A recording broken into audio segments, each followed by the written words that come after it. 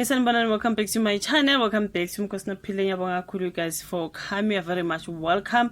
Please click that subscribe button mangaba awukali click ke kubalekile ukuthi subscribe, like video, we share ke nokuthi njalo mangabe kune add ezayo sicela ukuthi ungayiskip, which is very important as well.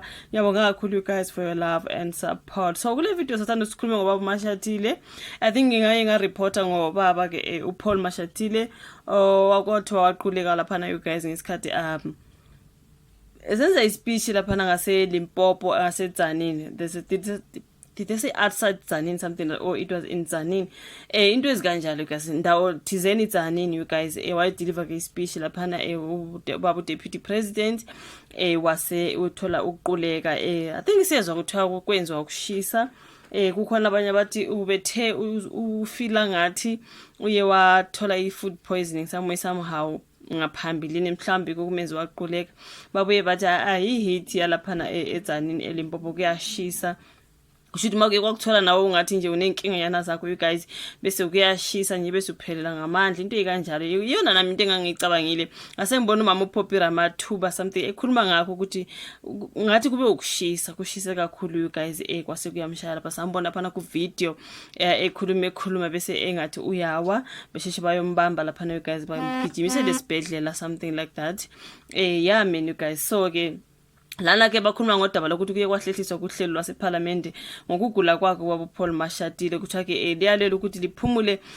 Uye wayalela ukuthi aphumule gazi liphumule lize lilulame ke ngokugcwele iphindi kaMengameli. Wezwe ke umnumzana uPaul Mashatile ke ohlasele isiyezi ngesikhathi ethula ke inkulumo lapha emcimbini obuseLimpopo ngempela sonto. So kwaphazamse kumcimbi lapha ngesikhathi uMashatile ehlaselwa isiyezi wasizwa kunogada esezwa kugujwa usuku inwamitwa ngaseLimpopo. So selokhu kwenzeke lesisehlakalo kazi uMashatile uhlatshiswe lapha ikhefu kanti kudingeke ukuthi kanti kudingeke ukuthi kuhlehliswe ke nokuvela kwakhe eParliament ngolesine ntambama. Ubezovela lapha ngaphambi komkhandlu wesifundazwe eParliament lapho bezophendula khona imibuzo. Lolu hlelo kube luzokwenziwa kusetshenziswa ubuchwepheshe. So okhulumela ubaba uMashatile umnumzana Keith Khoza utheke lo mholo uhlatshiswe ikhefu ithimba lo dokotela kulandela ke lesi sehlakalo. So uthe uyalela ukuthi aphumule lonke leli sonto nokuba esengumqemane. So azabe umqemane ugazi azazizwe esengcono. Usengumqemane kodwa nakuba kunjalo kuthiwe akathi ukuphumula nje mayelana nokuvela kwakhe eParliament ubhalele usihlalo wendlu emnxusa ukuthi akahlehliselwe olunye usuku into ezikanjalo you guys. So yeah man you guys, kufanele ukaza athi ukuphumula kancane and relax bese mayise right athi ukubuyela ke emsebenzini laphana. So uthe into eseqhulwini ke kuyena ukuvela eParliament njengoba ke ehlale enqenqa nongqongqosho ukuthi bavele ngaphambi laphana kweParliament. Uyawaveza ukuthi maduzane bazolikhipha usuku azophendula ngale zinto ezithinta ukuhanjiswa kwezidingo emphakathini ezithinta ezolimo nokukhiqizwa laphana kokudla kanjalo nezinhlelo zokulwa nobugebengu. So committee laseParliament lapha elihlanganisa osotsweb bamaqembu ahlukene izolo kuvela ukuthi lizoguqa kuze kube inyanga ezayo. So ngokuzinhlelo ke zokuphendula imibuzo kukaMashatile obekuhlelele inyanga ezayo bekuzokwenzeka kupheleni kukaOctober. So amalungu eParliament laphana athe anethemba ukuthi ngalesi sikhathi uzobe seluleme sekwazi ukuzovela aphenduleke leyo mibuzo. Okunye kuvelile ukuthi njengoba ke ehlabe ikhefu ezinye zezinto kumele zibikwe kuyena ezithinta ke iParliament zizolinda aze awile laphana ngase office.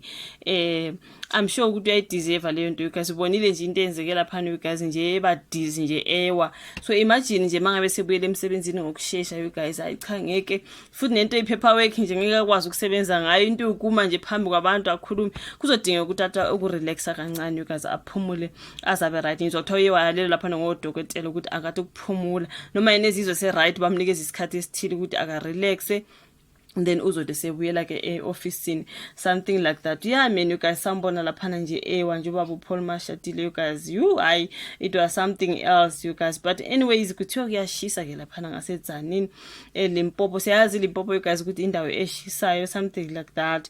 So kusho ukuthi kwaba ngezinye izinto mhlawumbe zimphethe kwasezwa futhi nokushisa wavela wabadizi waphathwa isiyezi sambona nje laphana ku video you guys. Kodwa ke onogada bakhe ngoba ngabantu abahleli beseduze besemva bathi kumbamba ngokushisa sambona laphana ephuthunyiswa kuthiwa uphuthunyiswa esibhedlela. I'm sure ama-video ngike ngakubonisa wona on my previous video, ngakubonisa laphana bemphethe you guys bemphuthumisa esibhedlela. Sazozwa futhi kuthiwa uyalulama usengcono.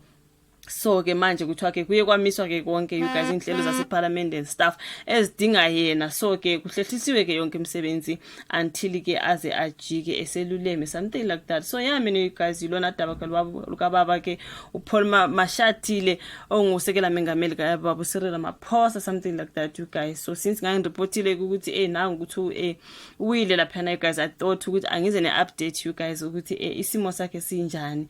Kuthiwa usekhaya kodwa yena uthi uzizwe right, seluleme ngempela, kodwa odokotela bathi just relax until so 100% fully. Phela sengaze yo wafuthi laphana you guys, asiyazi guys kuyashisa manje, imikhuhlane miningi futhi nje iweather yakhona kuyashisa kuyabanda mina I do not know, but siyazi kahle ukuthi endaweni lezi abo Limpopo you guys, so don't usiya lezi indawo ezishisayo kakhulu ke lezo. So I think there was too much heat for him, then he just fell. But okuhle ukuthi sewalula, masibonge kuleyo ndawo you guys. Thank you so much ukuthi ubuke i video, ungakhohlwa ukusubscribe, like, ushare bese siyabonana kwenye elandelayo. Bye.